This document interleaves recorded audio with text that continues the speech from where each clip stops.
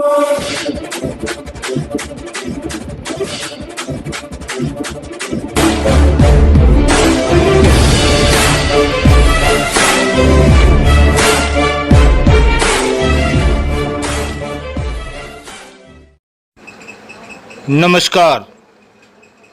प्यारा Hindustan news channel में आपका हार्दिक स्वागत है। खबर अब तक से, टिकटॉक ऐप बंद कर झूठी वाहवाही लूट रही है भाजपा सरकार। फ्लिपकार्ट, शाओमी, वीवो, जोमेटो, ओला पर क्यों नहीं लगाया बैन। पूर्व सांसद अशोक तंवर ने कहा कि अब चीन को ठोकने का समय आ गया है। अशोक तंवर ने भौरी देवी के निधन पर जताया शोक। सरकार को सभी पार्टियों के साथ मिलकर काम करना चाहिए। वे फिलहाल किसी भी पार्टी या राजनीतिक दल में नहीं जा रहे हैं। बिना मास्क के चालान काटे जा रहे हैं और सरकार ने इसे बनाया लूट का साधन।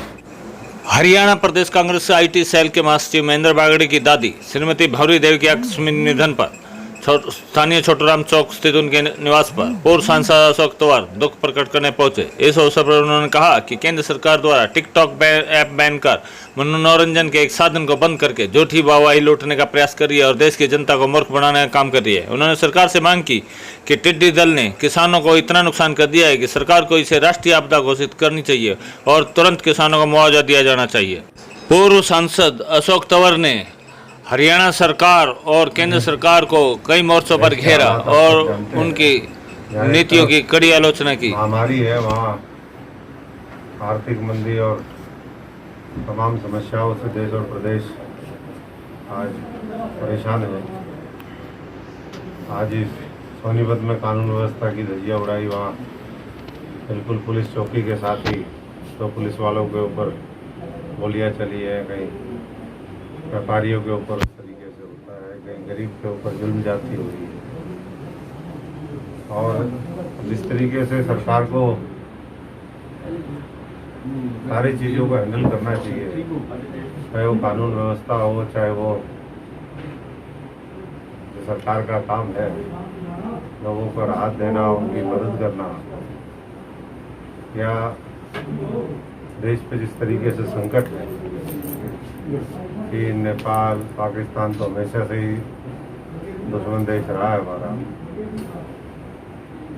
तो सरकार ऐसा लगता है कि मौन मुद्रा में चली गई। दूसरों को उस समय मौनी बाबा कहते थे, अब वही जो है अपने आप जब अपने ऊपर बात आई तो हर मोर्चे पे मौन मुद्रा है और पूरी तरीके से विफल साबित हुए।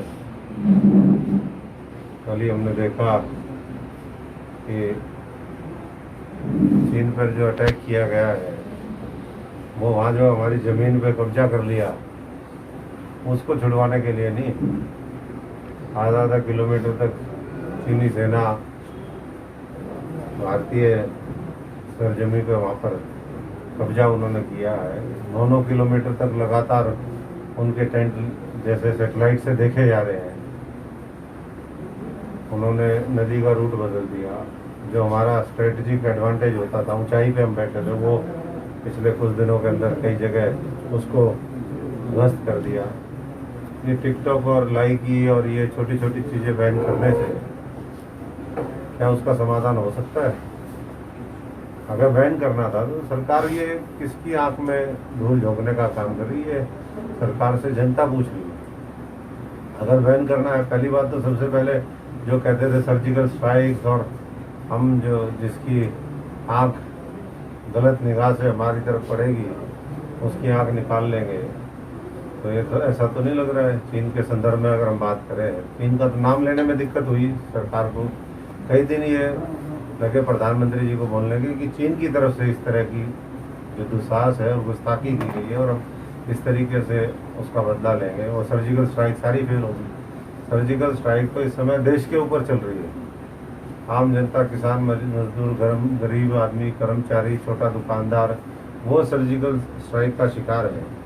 अगर चीन की कमर तोड़नी थी तो इनको जो बैन करना था वो करना था, पेटीएम करना था, जिसमें भारतीय जनता पार्टी के नेताओं के हिस्सेदारी है, उनका पैसा लगा हुआ है और चीन से उसका पैसा आता है। वीवो में, ओप्पो में, फ्लिपकार्ट, स्विगी, जोमेटो, हुआई, ओला, शाओमी, ये जो चीज़ें हैं ये बैन होनी चाहिए। इसके बजाय जो एंटरटेनमेंट का एक साधन था उसको बैन करके लोगों को एक आराम में बैन कर दिया। मैं समझता हूँ कि मामला बड़ा गंभीर है और देश की एकता, अखंडता और संप्रभुता, राष्ट्रीय सुरक्षा, उसको बहुत बड़ा खतरा हो गया है। और अभी भी स्थिति डेडलॉक की है, ना वो पीछे जा रहे हैं ना हम कुछ कर पा रहे हैं। पूर्व सांसद ने सरकार पर टिकटॉक ऐप पर बैन करने पर सवाल उठाते हुए कहा सरकार को अगर कुछ बैन करना था तो उसे पेटीएम पर बैन करना चाहिए था जिसमें बीजेपी नेताओं की हिस्सेदारी है। इसके अलावा फ्लिपकार्ट, Xiaomi, Vivo, Zomato, ओला पर बैन क्यों नहीं किया? टिकटॉक बैन करने से चीनी सेना पीछे नहीं हटेगी। अब दुश्मन देशों को जवाब देने का समय आ गया। इसको लेकर सरकार को ठोस कदम उठाना चाहिए ताकि देश मजबूती की तरफ बढ़े। उन्होंने प्रदेश सरकार पर भी जमकर हमला भरा। उन्होंने स्पष्ट किया कि वे फिलहाल किसी भी राजनीतिक दल में नहीं जा रहे हैं। रोहतक से अनुप कुमार सैनी की रिपोर्ट। लेकिन सरकार ने क्या किया, 3 महीने में ये कर रहे थे हमने मास्क बनाना शुरू कर दिया। वो तो जो कपड़े बनाते थे मास्क बनाने लग गए बेचारे। आपने क्या किया? सरकार तो कुछ भी नहीं कर पा रही है।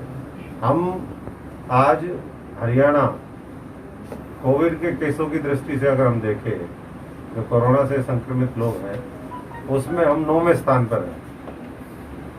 और टेस्टिंग में हम कौन से स्थान पर हैं? जो टेस्ट कर रहे हैं पूरे भारतवर्ष में हम 19वें स्थान पर हैं। माफी चाहूँगा, उसमें 9वें पे है, 17वें स्थान पर है। तो जब आप कह रहे हो, जब आपने 9वें पे ये ला दिया तो आप पहले पे बनो, दूसरे पे बनो, 17वें स्थान पर क्यों? आपने मेडिकल इंफ्रास्ट्रक्चर के क्षेत्र में कुछ नहीं किया। तो लगातार मैं अभी गुड़गांव से आ रहा हूँ, वहाँ लोगों से कल मैं मिल के आया हूँ, तो पूरा ऐसे सन्नाटा छाया हुआ, लोग डरे हुए हैं। लंबे बाद वहाँ पर उद्योग धंधे थोड़ा बहुत कुछ मामला शुरू हुआ है, लेकिन जिस तरह की स्थिति बनेगी फिर दोबारा लॉकडाउन होगा। कई प्रदेश हम देख रहे हैं, आज भी वहाँ पर बोल रहे थे लोग कि कई जो वार्ड हैं उनको कंप्लीट लॉकडाउन कर दिया जाएगा आज से।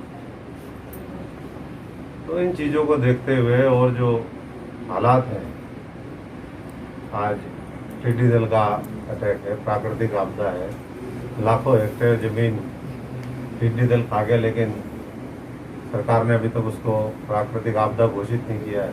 अभी भी खतरा टला नहीं, अभी भी फिर दोबारा टिड्डी दल आ सकता है। हालांकि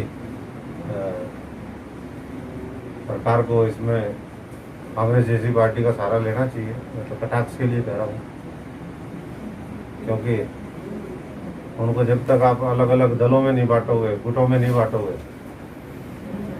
तब तक जो है टिड्डी दल एक रहेगा तो बहुत वो होगा। और इसमें एक्सपर्ट है कांग्रेस पार्टी, जो छोटे छोटे टुकड़े टुकड़े कर देगी इनके, तो इनकी मदद लो, सत्ता भी ले मदद और वो भी करे। और साथ साथ कंपनी जो बीमा कंपनी है उनको हिदायत दी जाए कि ये जो नुकसान हुआ है वो मैं समझता हूँ कि उसकी भरपाई जल्दी से जल्दी जो है गिरदावरी करवा करके उनको करनी चाहिए, जो वो इनकार कर रही है।